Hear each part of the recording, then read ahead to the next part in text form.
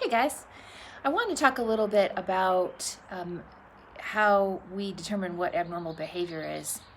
And I wish we were having this conversation live and in person, but next best thing. So, this chapter on disorders, you guys have done a writing assignment for this week about stigma around mental disorders, and I'm looking forward to reading what you had to say about that. But I wanted to have a conversation with you about how do we figure out if behavior is abnormal, because first of all, abnormal psychological disorders, let's put it that way, touch all of us, whether it's something that we ourselves experience or a loved one, a friend, someone significant in our life. There's no escaping that all of us are touched. And I think that, well, I'll see what you guys say, but I think that there's a lack of information out there and a sense of fear sometimes and vulnerability, then maybe that contributes to the stigma around mental illness. So what I want to talk today about is how do you define what abnormal is?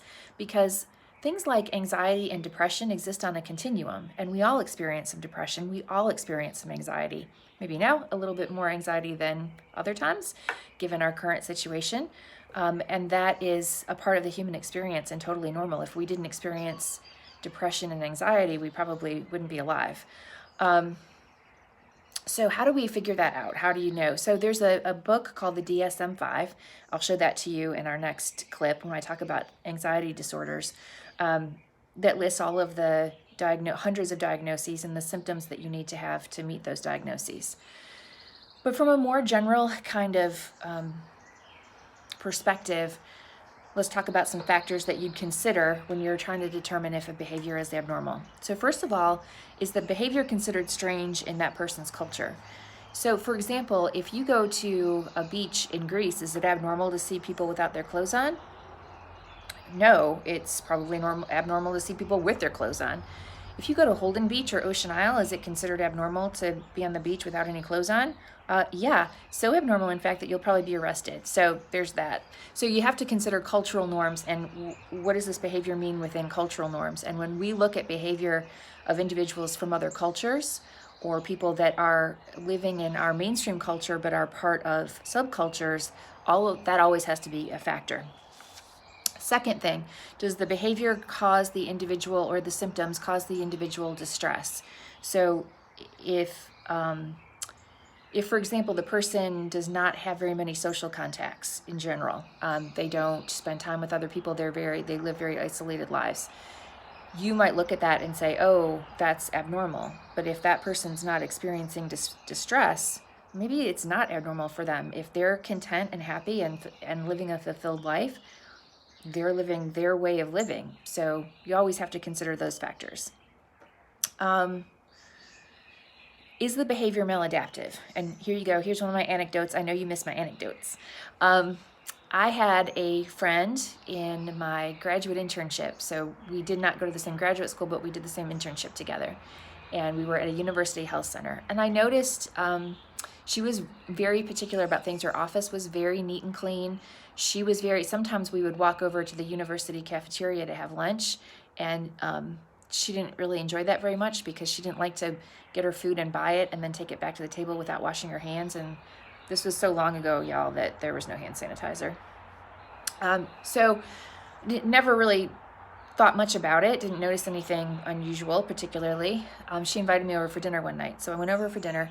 Her house was immaculate, decorated in white. It was, beautiful and immaculate. So I looked around and said, wow, that's admirable. So after dinner, being the good Midwesterner that I am, I offered to help clean up. And she said, no, don't worry about it. And being the Midwesterner that I am, I, of course, insisted. So I'm helping clean up. And pretty soon I realized that I was actually causing more stress than I was being helpful, because she had a very particular way of doing things, and I was not doing things the right way. So what I eventually found out is that this woman, and let me give you a little background, she was probably in her early to mid 30s, married, 2 children, like early elementary school, very early. She had a part-time job as well as our internship, which was like 30 hours a week. So she was busy. She had a lot going on. She also cleaned her house every day, cleaned her kitchen literally from floor to ceiling every day. Every day. So you might be sitting there thinking, well, she obviously, Miss T, has obsessive compulsive disorder. Well, one of the things that you want to ask is the behavior maladaptive? So does it interfere with daily functioning or the performance of roles? So her role as a student, her role as an intern, her role as a mother, her role as a wife. How was that? So was she experiencing distress? No, as far as I could tell, she wasn't. Now this question of maladaptive, she had a great relationship with her kids. Her kids were doing well. She helped them with homework. She helped them with bath time. She did get up early in the morning and she went to sleep late at night.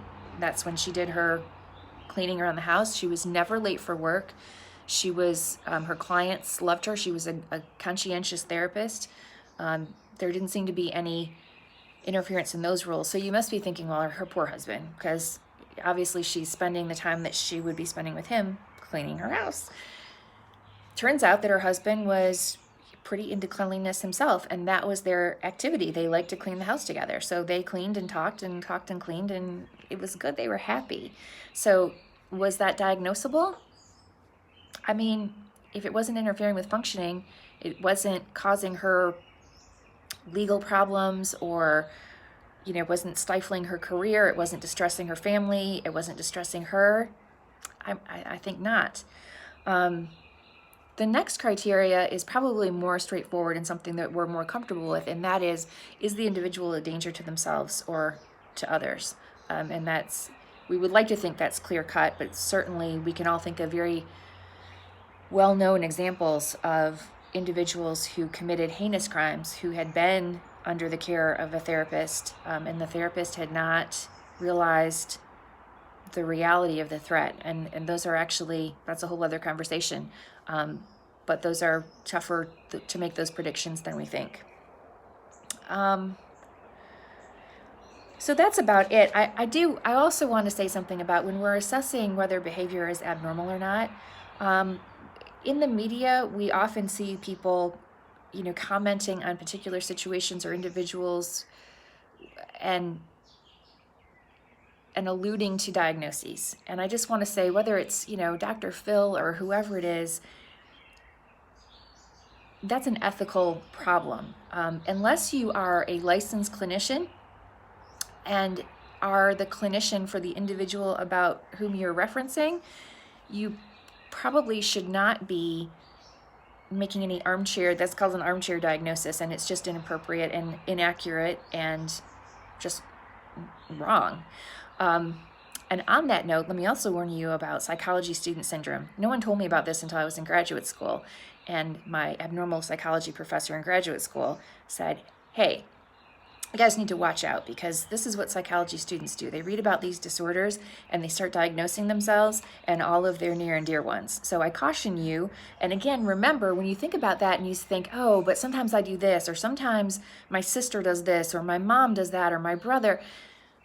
Again, a lot of the behaviors that are identified in the DSM, a lot of the conditions, all of us experience to some extent in a very normal way. But these are things that have become exaggerated and problematic and have occurred over time. So it's important to always remember those things.